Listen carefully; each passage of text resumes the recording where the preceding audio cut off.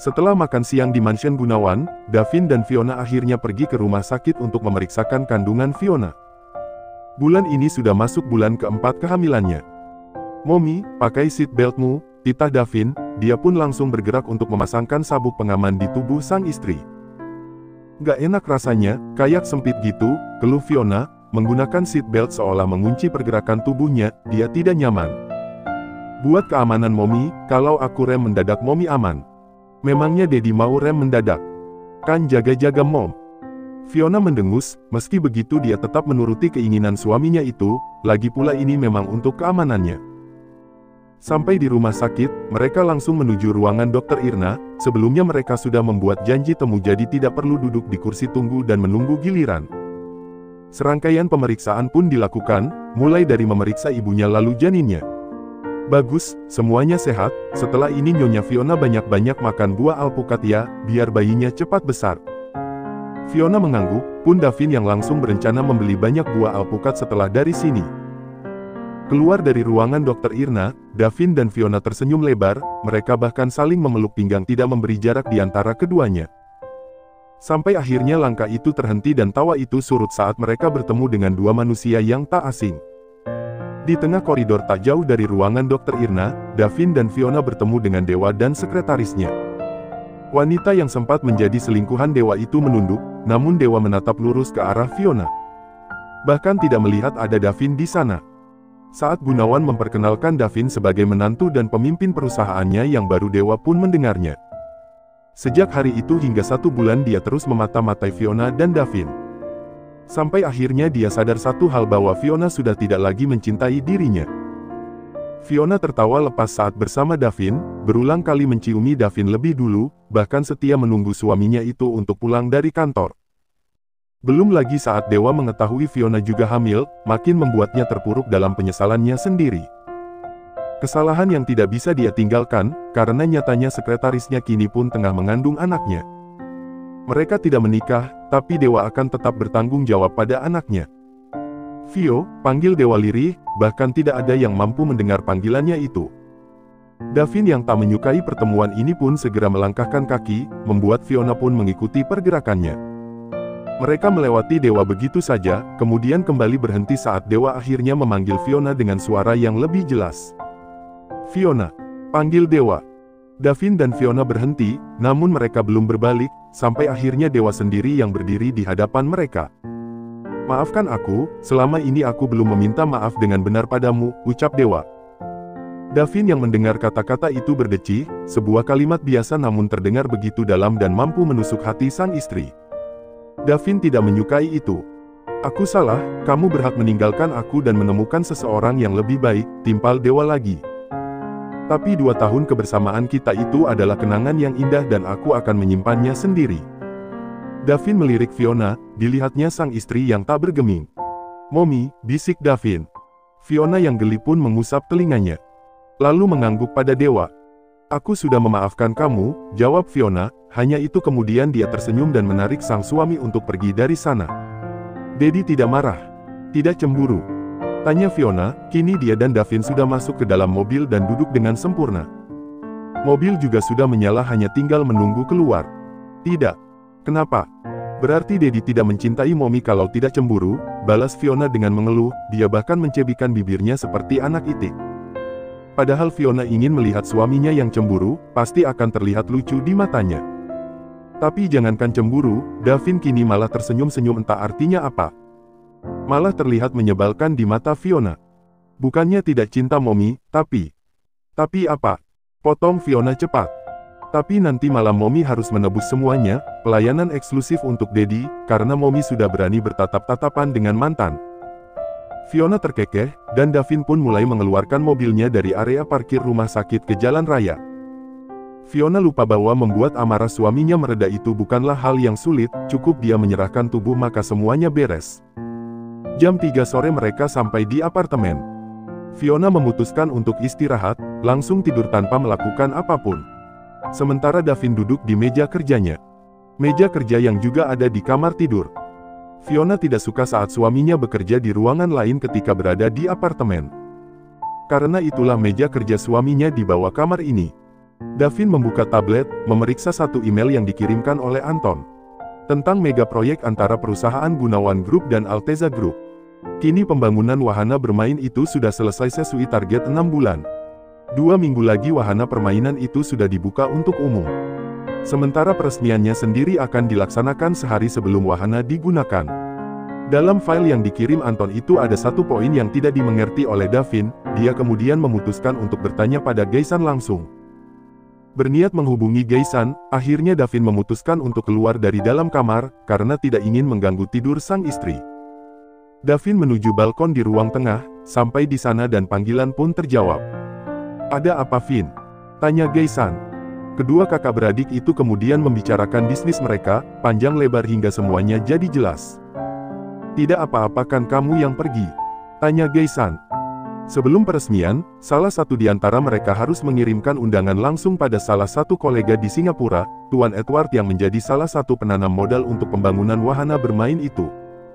"Ia tidak apa-apa, Fiona pasti mengerti, dia kan juga paham masalah kerja begini." Di ujung sana Gaisan menganggukkan kepala. Tak berapa lama kemudian panggilan itu berakhir.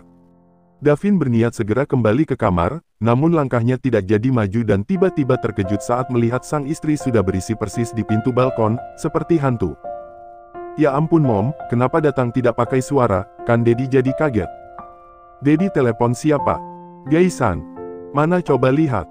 Davin memberikan ponselnya pada sang istri dan Fiona pun langsung memeriksa, ternyata benar panggilan barusan adalah Gaisan. "Kenapa telepon Gaisan?" "Seminggu lagi Dedi ke Singapura." "Hah? Ngapain?" "Ngundang Tuan Ed, kamu tahu kan? 2 minggu lagi kan gak Gunawan tanda kali Alteza potong pita, undangannya dikirim langsung ke rumahnya." "Kenapa bukan Gasian saja yang pergi? Dia sedang ada urusan." Fiona mencebik. "Aku berangkat pagi pulang malam," jelas Davin. "Tapi nanti Dedi capek, ya udah 2 hari nggak apa-apa, hari ini pergi besok pulang." "Tapi Mommy jangan marah." "Aku marahnya sebentar kok, yang penting marah dulu." Davin tidak bisa menjawab lagi. Sadar jika hari ini dia terlalu banyak memarahi suaminya, Fiona berniat meminta maaf terlebih dulu. "Dedi," panggil Fiona dengan suaranya yang manja. Setelah makan malam Davin lebih dulu ke ruang tengah untuk menonton televisi, sementara Fiona masih tinggal di dapur mengambil buah. Dan kini Fiona menghampiri suaminya. "Apa Mom?" jawab Davin, tapi matanya masih setia menatap televisi. Katanya mau minta pelayanan eksklusif, kok malah nonton TV. Davin mengulum senyum lalu menoleh mantap sang istri yang menghampiri. Bukan duduk di sofa, Fiona malah duduk di meja persis di hadapan suaminya. "Jadi kucing nakalku mau beraksi. Boleh nggak?" tanya Fiona. "Boleh. Tapi maafin Mommy dulu ya, hari ini Mommy banyak marah-marah." Davin mengangguk. "Maafin Dedi juga ya, Dedi selalu buat Mommy marah." Mereka saling pandang dan sama-sama tersenyum. Sampai akhirnya Fiona mulai memanjakan mata suaminya. Seminggu kemudian, Davin bersiap untuk pergi ke Singapura. Dia dijemput oleh Anton di apartemen. "Benar mau di apartemen saja? Tidak mau pulang ke mansion Papa Gunawan?" tanya Davin sekali lagi dan Fiona masih menganggukkan kepalanya dengan mantap seperti semalam. "Enak di apartemen sajalah, lagi pula kan besok kamu pulang. Kalau takut tidur sendiri minta Dinara datang ke sini." "Aku tidak takut Dad, dari dulu juga aku tinggal sendiri." Baiklah, aku pergi ya." Fiona mengangguk. Sebuah ciuman dalam mereka lakukan sebagai tanda pisah. Davin keluar dan Fiona menutup pintu. Menikmati sendirian di apartemen ini, merasa seperti gadis lagi. Di lobi apartemen, Anton langsung menyambut tuannya, membukakan pintu mobil untuk Davin yang sudah sampai. Mereka menuju bandara dan melakukan penerbangan saat itu juga. Sampai di Singapura, mereka langsung menuju hotel. Pertemuan Davin dan Edward sudah dijadwalkan sore ini, namun karena ada perubahan akhirnya jadwal diundur jadi bertemu saat makan malam. Edward menawarkan Davin untuk makan malam di rumahnya dan Davin tidak bisa menolak. Jam 7 malam Davin dan Anton sampai di rumah Edward. Mereka berdua disambut dengan ramah, bukan hanya Edward yang menyambut, tapi juga keluarga besarnya. Selesai makan malam, Davin dan Edward bicara berdua di ruang tengah. Davin akhirnya menyampaikan tujuannya datang ke sini. Mengundang Edward untuk menghadiri acara peresmian wahana bermain Ga yang seminggu ke depan bisa dibuka untuk umum.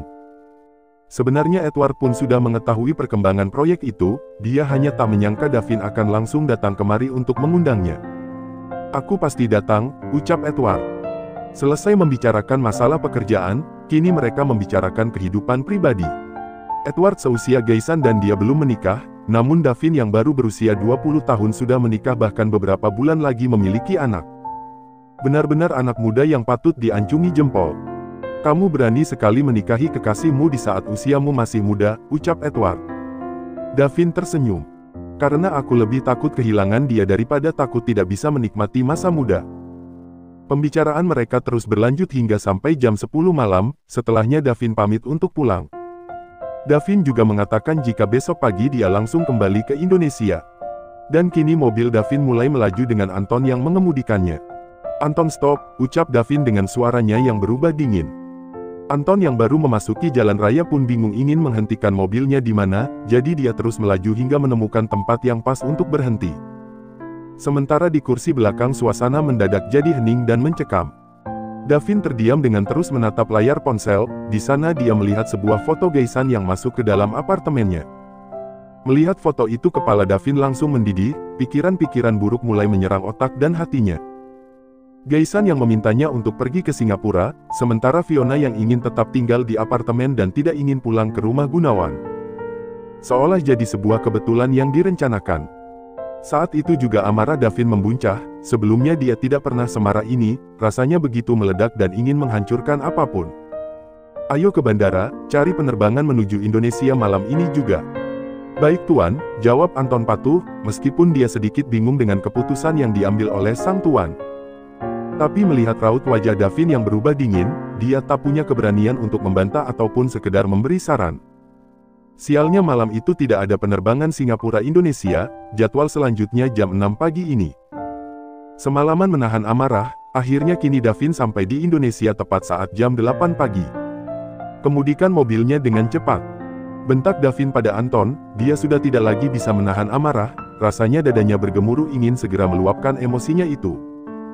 Daripada menghubungi Fiona dan meminta penjelasan dari ponsel, Davin lebih memilih untuk langsung pulang dan melihatnya secara langsung. Mendengar secara jelas dari mulut Fiona ketika dia menatapnya. Beberapa menit dalam perjalanan pulang, akhirnya Davin sampai di apartemen. Dengan langkah kakinya yang cepat dan lebar, Davin segera menuju unit apartemen yang selama ini menjadi rumah dia dan Fiona. Membuka pintu itu dengan tidak sabaran dan segera masuk mencari keberadaan sang istri. Davin tidak berteriak memanggil nama Fiona tapi dia langsung menuju kamar istrinya. Di dalam sana Davin melihat Fiona yang baru saja selesai mandi, menggunakan handuk kimono. Fiona tersenyum menyambut kedatangannya. "Dedi, kamu sudah pulang?" tanya Fiona dengan kedua matanya yang berbinar. Dia bahagia sekali pagi ini Davin sudah pulang, seolah mendapatkan kejutan di saat dia membuka mata. Tapi senyum Fiona perlahan surut saat melihat Davin yang menatapnya dengan tatapan dingin, bahkan terlihat tajam dan penuh kemarahan. Fiona bingung, namun dengan langkah pasti dia menghampiri sang suami. "Dad, buka handukmu." Kedua mata Fiona melebar, andai Davin meminta hal itu dengan penuh cinta pasti Fiona akan langsung membukanya dengan sukarela. Tapi kini tidak seperti itu, Fiona bisa melihat dengan jelas jika saat ini Davin sedang marah. Tapi marah karena apa? Sungguh Fiona tidak tahu apa penyebabnya. Lalu kenapa dengan begitu tega Davin memintanya untuk membuka handuk dengan nada membentak seperti itu? Seolah Fiona adalah perempuan hina yang bisa dia jatuhkan harga dirinya. Fiona tidak tahu jika saat ini Davin sedang diselimuti oleh amarah, dalam benaknya selalu terbayang semalam Fiona menghabiskan malam bersama Gaisan. Bayangan itu begitu menyiksa Davin, hatinya terasa begitu sesak sehingga ia sulit untuk bernafas. "Buka handukmu," bentak Davin sekali lagi, namun Fiona dengan tegas menggelengkan kepala, bahkan ada pula air mata yang mulai mengalir di sudut matanya. "Aku tidak mau, kenapa kamu pulang dengan marah-marah seperti ini? Apa yang sebenarnya terjadi?" tanya Fiona. Dia coba mencari penjelasan menatap dalam mata sang suami yang sudah nampak merah penuh amarah. Tapi Davin tidak mau dengar pertanyaan istrinya itu, semakin Fiona menolak keinginannya maka semakin bertambah besar pula amarahnya. Davin mengikis jarak, mencekal tangan Fiona dan menanggalkan handuk istrinya. Davin harus melihat secara langsung jika tubuh Fiona bersih tidak tersentuh oleh siapapun termasuk Gaisan. Ditatapnya lekat seluruh tubuh sang istri, semuanya sama seperti terakhir dia meninggalkan Fiona. Tapi Davin lupa satu hal jika tindakannya itu sangat melukai harga diri sang istri. Fiona menangis lalu mendorong tubuh Davin kuat hingga menjauh dari dirinya. Dengan air mata itu Fiona memungut handuknya dan kembali menutupi tubuhnya yang kini polos. Baj asteris ngan, umpat Fiona. Kini amarahnya pun sama besarnya dengan Davin, dia tidak terima diperlakukan seperti ini. Jangan menyalahkan aku, sebaiknya kamu jelaskan kenapa semalam Gaisan datang ke apartemen ini. Aku tidak perlu menjelaskan apapun padamu, percuma bicara dengan orang yang sedang kesetanan. Pertengkaran keduanya terus berlanjut, tak sadar jika seseorang mendengarkan semuanya. Dinara ikut menangis saat melihat kakaknya bertengkar dengan sang suami. Dia menutup mulutnya rapat-rapat agar tangisnya tidak sampai terdengar oleh Davin dan Fiona. Sementara kakinya bergetar berdiri di samping pintu kamar sang kakak. Dengan mengendap dia menjauh, tidak ingin tahu lebih banyak tentang pertengkaran itu. Yang Dinara dengar jelas hanya satu, pertengkaran itu terjadi karena Gasian. Jangan-jangan selama ini dugaanku benar, lirih Dinara setelah dia kembali ke dalam kamarnya sendiri. Semalam dia menginap di sini untuk menemani Fiona dan Gaisan lah yang mengantarnya. Duduk di sisi ranjang dan mulai menghapus air matanya sendiri.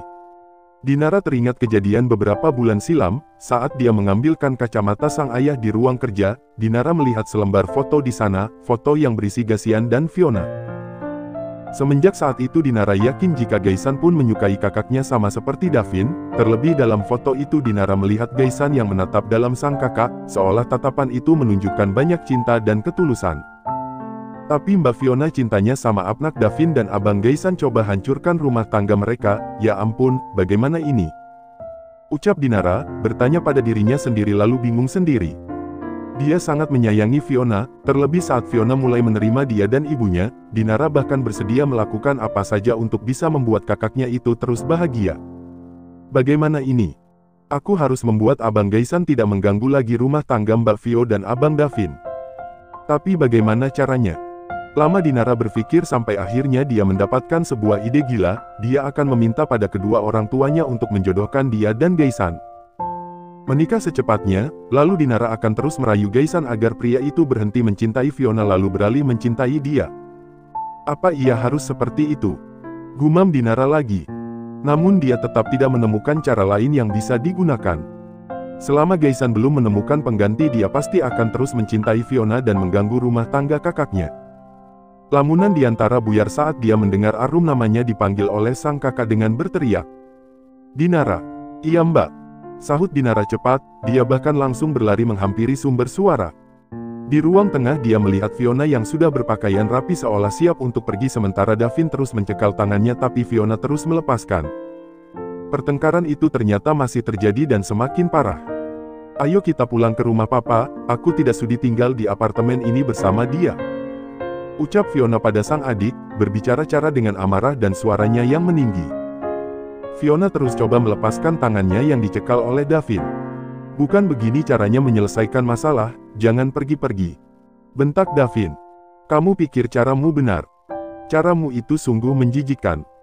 Dinara menangis lagi, sungguh dia tidak sanggup melihat pemandangan ini. Davin dan Fiona saling memaki, tidak ada lagi kemesraan yang dia lihat seperti selama ini. Hatinya terenyuh dia sungguh tidak rela jika kebahagiaan rumah tangga kakaknya hancur begitu saja hanya gara-gara Gaisan. Dan karena itulah tekad Dinara semakin bulat untuk meminta kepada kedua orang tuanya menjodohkan dia dan Gaisan. Cepat Dinara. Bersiaplah dan kita pergi. Kalau kamu tidak mau ikut aku akan pergi sendiri. Iya mbak, jawab Dinara gagap. Pagi itu juga Fiona dan Dinara kembali ke rumah Gunawan, sedangkan Davin langsung mengikuti mobil mereka. Sementara itu di tempat lain, Gaisan yang tidak tahu apa-apa tetap menjalani harinya dengan baik.